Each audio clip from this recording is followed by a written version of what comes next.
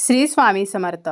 पुरुषोत्तमाचा महिना म्हणजेच अधिक महिना हा 15 जूनला संपणार आहे आणि उद्या अधिक मासातील शेवटचा गुरुवार आहे. अधिक महिन्यातील प्रत्येक दिवसालाच त्या दिवसाचे विशेष महत्त्व असते. हा संपूर्ण महिना शुभ आणि पवित्र मानला जातो. अधिक महिन्यातील शेवटच्या गुरुवारी म्हणजे उद्या आपल्याला आंब्याच्या पानाचा एक अत्यंत प्रभावी उपाय करायचा आहे, ज्यामुळे आपल्या घरातील सर्व दोष, नकारात्मकता नष्ट होईल. आपल्या घरातील वातावरण सकारात्मक होईल. धार्मिक दृष्ट्या आंब्याच्या झाडाला विशेष असे महत्त्व आहे. ज्याप्रमाणे वड, पिंपळ, उंबराचे झाड हे आपल्या हिंदू धर्मामध्ये पूजनीय आणि दैवी वृक्ष मानले जातात, त्याचप्रमाणे आंब्याचं झाड सुद्धा अतिशय शुभ मानले जाते. ज्योतिषशास्त्रानुसार आपण आंब्याच्या पानाचे काही उपाय जे आहेत तर ते सुद्धा करू शकतो. आपल्या जीवनातील समस्या नष्ट होण्यासाठी आपण हे उपाय करू शकतो.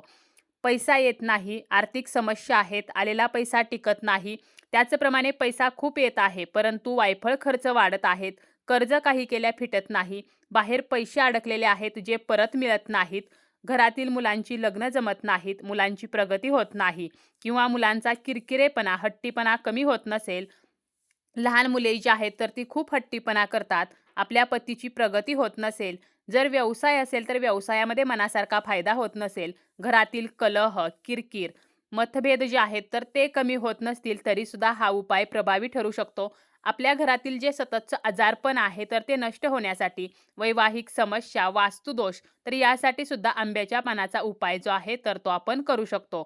बऱ्याच वेळेला आपल्या घरामध्ये नकारात्मक ऊर्जा वाढीस लागते आणि जेव्हा नकारात्मकता वाढते तेव्हा घरातील समस्या ज्या आहेत तर त्या वाढत असतात. काही केल्या घरातील अडचणी, समस्या या कमी होत नाहीत आणि ही नकारात्मकता नष्ट होण्यासाठी प्रामुख्याने हा उपाय जो आहे तर तो केला जातो. आंब्याची जी पाने आहेत तर ती आपण धार्मिक विधींमध्ये सुद्धा वापरत असतो. कलशाची स्थापना करताना विड्याच्या पानाऐवजी आपण आंब्याच्या पानांचा वापर करू शकतो. त्याचप्रमाणे मुहूर्तमेढ जर आपल्याला रोवायची असेल तर त्यासाठी सुद्धा आंब्याची ढाळी वापरली जाते. विवाहाची मुहूर्तमेढ रोवताना सुद्धा आंब्याच्या ढाळीचा वापर केला जातो. होम हवन करताना त्यामध्ये आंब्याचे लाकूड वापरले जाते. ज्याप्रमाणे इतर दैवी वृक्षाची लाकडे आपण वापरत असतो त्याचप्रमाणे होम हवनासाठी आंब्याचे लाकूड सुद्धा महत्त्वाचे मानले गेलेले आहे. नवीन वास्तू बांधल्यानंतर सुद्धा त्या वास्तूला आपण आंब्याची ढाळी बांधत असतो. आंब्याच्या पानाचे तोरण सुद्धा आपण नवीन वास्तूला बांधत असतो. तर एवढं महत्त्व हे आंब्याच्या पानांना आहे. आपल्याला हा उपाय करायचा आहे त्या दिवशी आपल्याला सकाळी लवकर उठायचं आहे. त्यानंतर आपलं स्नान वगैरे आटोपून आपल्याला स्वच्छ वस्त्र परिधान करायचे आहेत आणि आपला जो मुख्य दरवाजा आहे तर त्या ठिकाणी आपल्याला हा उपाय करायचा आहे. त्यामुळे मुख्य दरवाजा स्वच्छ करून घ्यायचा आहे. छान अशी रांगोळी काढायची आहे.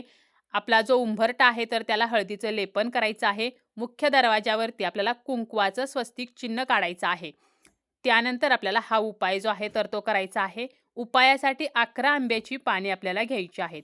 ही पाने घेताना चांगली पाने घ्यायची आहेत. किडलेली, तुटलेली किंवा सुकलेली पाने आपल्याला घ्यायची नाहीत. व्यवस्थित अखंड आणि देठासह आपल्याला 11 पाने घ्यायची आहेत. ही पाने आपल्याला सर्वप्रथम पाण्याने धुवून घ्यायची आहेत. घरामध्ये गंगाजल असेल तर त्या पाण्यामध्ये 4 थेंब गंगाजल टाकून त्या पाण्याने आपल्याला ही पाने सर्वप्रथम धुवून घ्यायची आहेत. यानंतर एका ताटामध्ये आपल्याला ही 11 पाने ठेवायची आहेत. यासोबत आपल्याला एक रक्षासूत्राचा धागा सुद्धा घ्यायचा आहे आणि आपल्याला एका छोट्या वाटीमध्ये थोडंसं कुंकू घ्यायचं आहे किंवा हळद घ्यायची आहे आणि ते आपल्याला ओलं करून घ्यायचं आहे. यानंतर आता आपल्याला काय करायचं आहे तर आंब्याच्या प्रत्येक पानावरती आपल्याला ओल्या कुंकवानं किंवा ओल्या हळदीनं स्वस्तिक चिन्ह काढायचं आहे. स्वस्तिक काढताना त्यामध्ये 4 बिंदू आणि दोन्ही बाजूला 2 उभ्या रेषा ज्या आहेत तर त्या आवर्जून काढायच्या आहेत आणि आपल्याला या 11च्या 11 पानांवरती स्वस्तिक काढायचं आहे किंवा दुसऱ्या एका प्रकारे म्हणजे 11 पैकी 8 पानावरती स्वस्तिक काढायचं. उरलेली जी 3 पाने आहेत एकावरती कलशाचं चित्र काढायचं, एकावरती शुभ लिहायचं, एकावरती लाभ लिहायचं. आपल्याला या पानांचं तोरण बनवायचं आहे.